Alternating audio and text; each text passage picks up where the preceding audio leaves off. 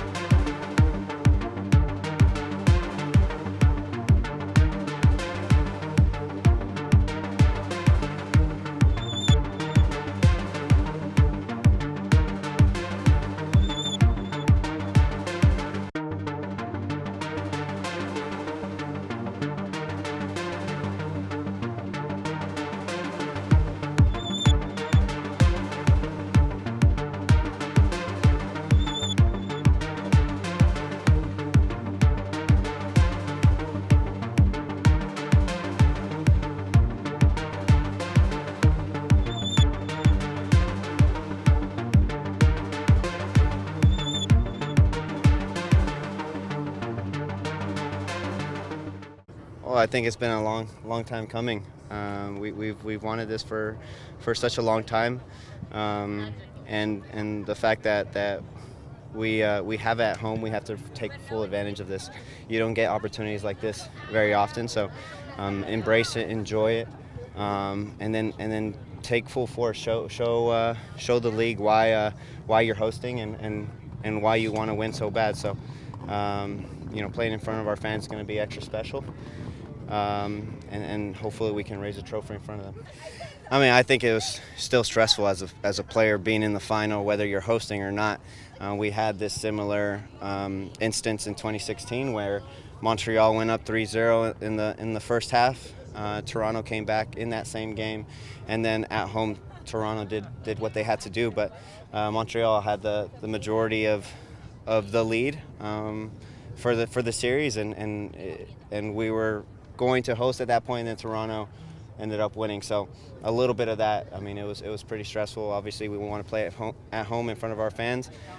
So rooting for some of my friends in Toronto was cool, and it was obviously special to see them.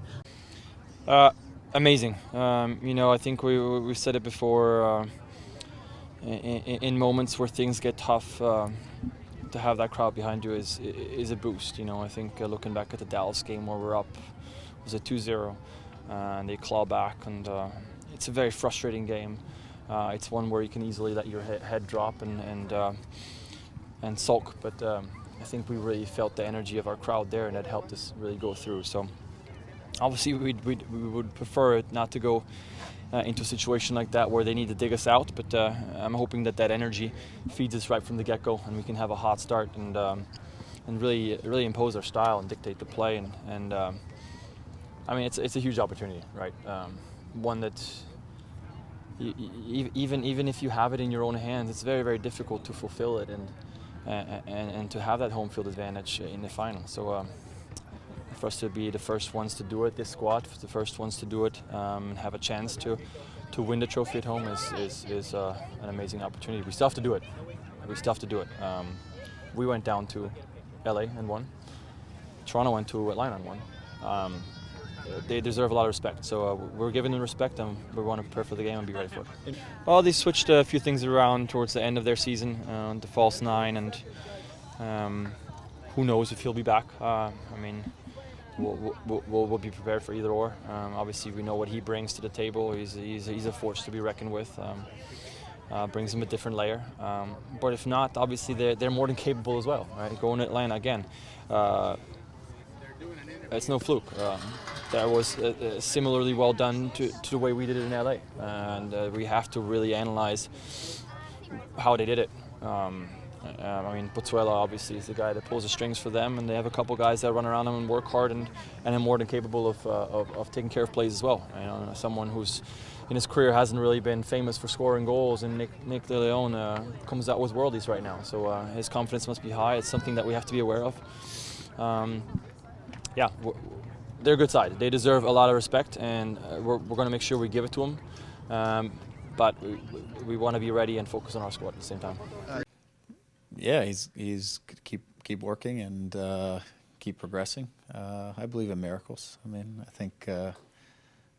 think just keep working, put your head down, and go for it, and we'll see. You know, it's a big game, and so I think it's going to take a lot to keep anybody out of it. And but I know he's continuing to work and continuing the day to day. So we'll see. But I'm optimistic that we can keep pushing him there. Yeah, look, and if I'm honest, I don't really want to change the tactics in the game. It's not like I don't set out into games saying, "Oh, we're going to do this and then we're going to shift to that and to that." For me, it is the first thing I try to do is stay with what we've started, and then if I feel like the opposition has done something that is different and we're not actually within the game adapting well, then I'll try to be as patient as I can, and then try to. If we're not adapting to it, then I might try to give us a little bit something different to see if, if we could not win balls in our box all the time, but actually do a better job of getting pressure on the point of service, win balls in a little better areas of the field, especially when we don't have, we didn't have a striker this last week to necessarily play out of when we won balls deep, if we ended up with a lot of numbers deep. And so I might try to adjust something just to try to get us to get a little more pressure higher on the ball so that we can win the ball a little higher, things like that. But I have adaptations in my head, but they're not things that I necessarily go out wanting to use, right? I try to only use that if I feel like within the team something isn't on the field, and I'm trying to deliver the message first. But if I feel on the field we haven't adapted quite to what I think is important, then I might side something in. So. But it's not, again, like I said, it's not, I want to keep the guys as comfortable as possible and feel like they understand as much as possible. There is a comfort level of us transitioning to different things, but it's not, it's not something that I would like to do a lot. It's, again, if I feel like we need to protect ourselves, or if there's something that we can expose, then I might, we might adjust something, but typically it's not too far away from the things that we have been doing in the past or guys are comfortable with, at least on some level. No, they don't change a lot of things tactically. I think for them, and just my impression is a guy like Nicolas Ladero he'll change the picture of things. He'll move into different areas of the field. He'll take up different spots.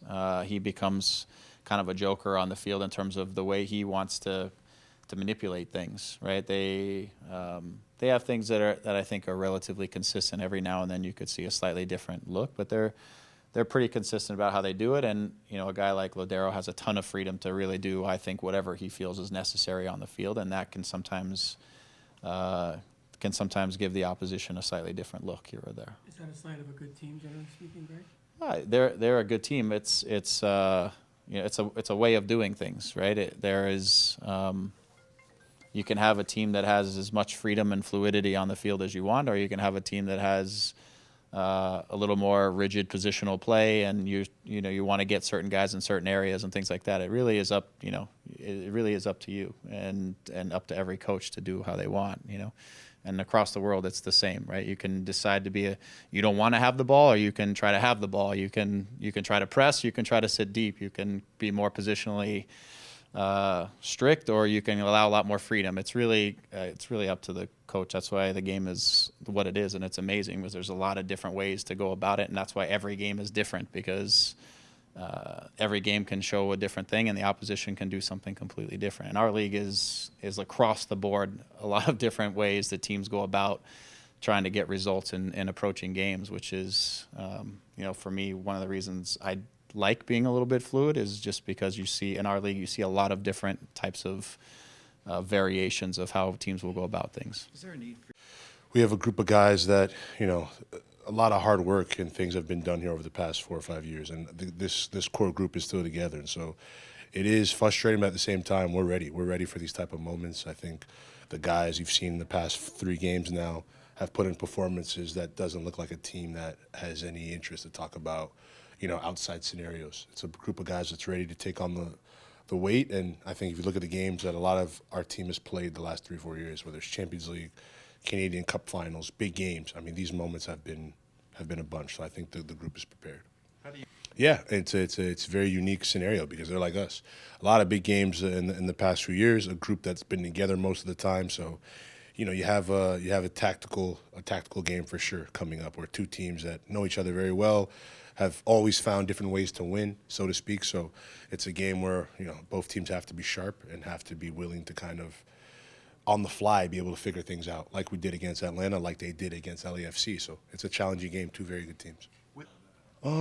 They're tough for sure, but not as tough as you think. Like I said, I'm very confident in my teammates and the group, the way we prepare, and not just this year. Looking back at all the things we've been through. That's not saying the game will go exactly how you want it, but I think, the guys are prepared. I don't see any stress. I don't see any anxiety. I don't see any butterflies. I see focused. I see workmanlike. I see just a desire to compete for another championship on Sunday.